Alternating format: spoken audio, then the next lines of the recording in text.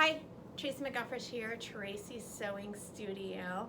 I'm in the studio and I have some great tips for you today. Whether you're a customer or you're a provider, these are 10 things that you need to know about custom work. So number one, custom work isn't the same as fast fashion or what we call in the sewing world off the rack. It's not the same at all. They get their stuff for fast fashion really cheap. The poor souls that are making the work are making it for practically nothing. So don't expect that you're gonna walk in and ask somebody to make or even alter something for you and it be done right away. So number two, this is one of the biggest misconceptions about sewing, and people complain all about this all the time. It is not cheap. Custom is not cheap at all. People are blown away when they go to buy their supplies, and just their supplies alone can be $100 to $200. If you're gonna do Renaissance costumes and stuff like that, your supplies alone could be $300 once you buy all the trims.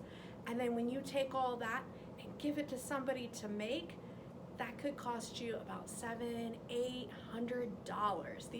These are not quick and easy things, and they cost a lot. So the next thing you need to know is time. What kind of timeline for custom work? People write all the time and they think that maybe a machine just makes everything, or I've got a magic wand. And so a lot of people that sew complain about this. Somebody writing with an unrealistic timeline that they need something made for them, a prom dress for next week, and you're like, I don't even have the skills to make them a prom dress, more the less the time to make it in a week. So people don't understand the time. You're gonna have to come and get fitted, you're gonna have to do all kinds of things. So there's gonna be a lot of time involved. If you want something custom, you need to start looking for somebody at least 6 months to a year out. And that goes into number 4, finding somebody with skills. You're gonna want to find somebody that has skills. Just because you do slip covers doesn't mean you can do a dress. If you do bathing suits, that doesn't mean that you can do slip covers. So you need to find somebody that's going to be able to do what you want to do.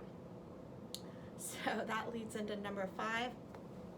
Finding somebody to sew custom work for you is very rare.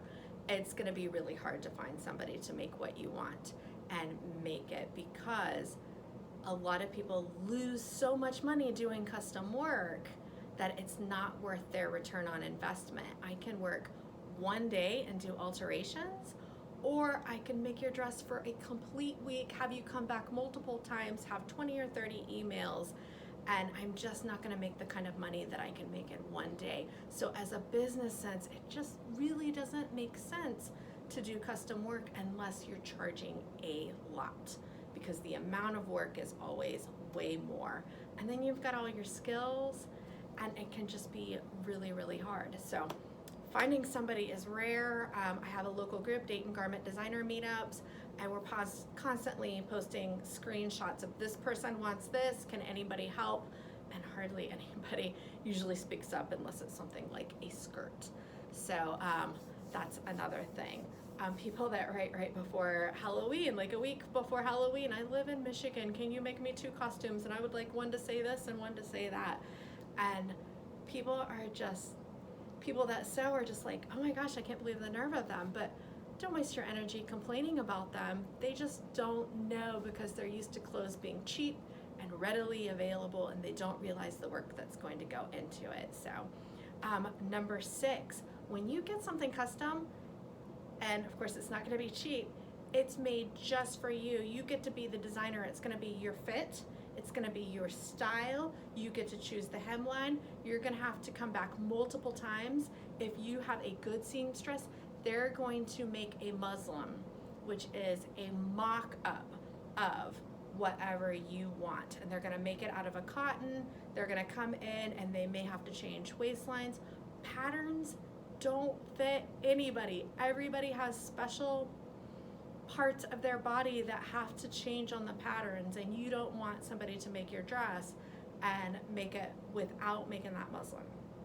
So you get to pick everything and be the designer, and you're gonna have to come back a whole bunch of times to be fitted, and that's what takes a long time. So number 7, be realistic. Be realistic about what you can do and what on both sides. How much are you really going to want to come back? This is not going to be easier than just going and buying something and having it altered. It's still going to be expensive, but it's going to be much less than something custom made. People that make custom stuff a lot of times will only sew for their families, their friends, and themselves because of that, because of the unrealistic expectations about making custom work.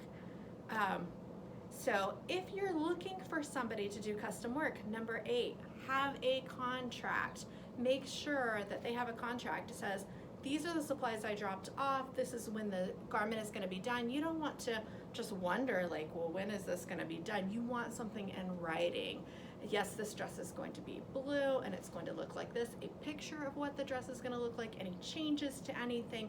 You want everything exactly how you want it, and you want that in that contract. So when I did do custom work, which I can't afford to do it anymore, so many seamstresses didn't go back to work, and so we're all inundated with tons of alterations, and it's just been a lot, so I haven't been able to, but I would draw the picture and I would put all the notes, like you want red lace here and you want this. So make sure you have a solid contract with an estimate, your measurements, and everything on it that you would need to make sure both parties are on the same page. It protects the designer or seamstress, and it protects you.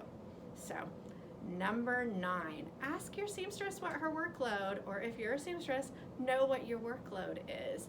Are you doing this part-time? Are you doing this on the side? Are you doing this in your spare time? If that's the case, it may take you a long time to get everything done. So know what your workload is. I took in some orders for some beautiful, wonderful people, and I made them Harry Potter costumes, and it took me like 6 months longer because I was so busy. And I sew for a living. So ask what your seamstress's workload is, or recognize what your workload is, especially if you do alterations in wedding season. You're not going to get anything custom made during wedding season, and here in Ohio, October is really popular for weddings, so wedding season kind of starts February 28th with alterations. The early birds show up then all the way to about October 15th. So that whole stretch is mother of the brides, bridesmaids, and if you're gonna do that, you're not gonna have time to do custom work, and you may stress yourself out, and you may not do a good job. So consider that on both sides. And number 10, check for references and pictures. Make sure that what they make is quality and what you want, and along the lines of what you want. So you should have a good relationship with your seamstress, and make sure that if they have customer pictures where the customer has given them appreciation picture, that usually is as good as a reference. It means that the job went really well and everything is wonderful. Ask for samples of their work, but most seamstresses will have a book or online pictures of all of their work, and that will tell you, yes, they've done this before, because you don't want to pay somebody $50 an hour that's brand new to make mistakes and all that. That's going to cost you a lot of money. So when I first started, a lot of people ask me, so this is bonus material, the first thing people ask is like, how much do you charge for custom work? It's hard to figure out what to charge. You are going to have to pay your seamstress to look up the pattern, to look for the fabric if they're doing that, to cut it out, all of the pressing involved, the time to make the muslin. So all of those things you're actually going to be paying an hourly rate for. So when I started at $10 an hour. I wasn't that good. I made costumes for Caroline Park. When I started making the costumes, something that took me 9 hours, from the time I finished 5 years later, I could do that work in 2 to 3 hours. So the more experience you have, the better, the more that you need to charge. So if somebody is charging more, A lot of times they have more experience. Find out what kind of experience they have. How many years have they been making this? So that's something that will save you money in the long run. You don't want to pay $600 for something that is very simple, that didn't take very long, but it took that person a long time because they were learning. For years, I practiced on all of the models. I don't do it anymore, but if somebody modeled for me, I would make them a dress and I would practice on them and I would buy the material for free. And I practiced on tons of people before I started making stuff for other people. So I hope you found this helpful. I know it's been super long. If you want to comment on anything, let me know. If you got something to add, try not to just complain. I know it's hard, but it's hard on both sides of the fence. If you're looking for somebody or you want something made, it's hard. So that's it. Tracy McGilfresh, Tracy Sews. Thank you for watching and have a great day. Bye.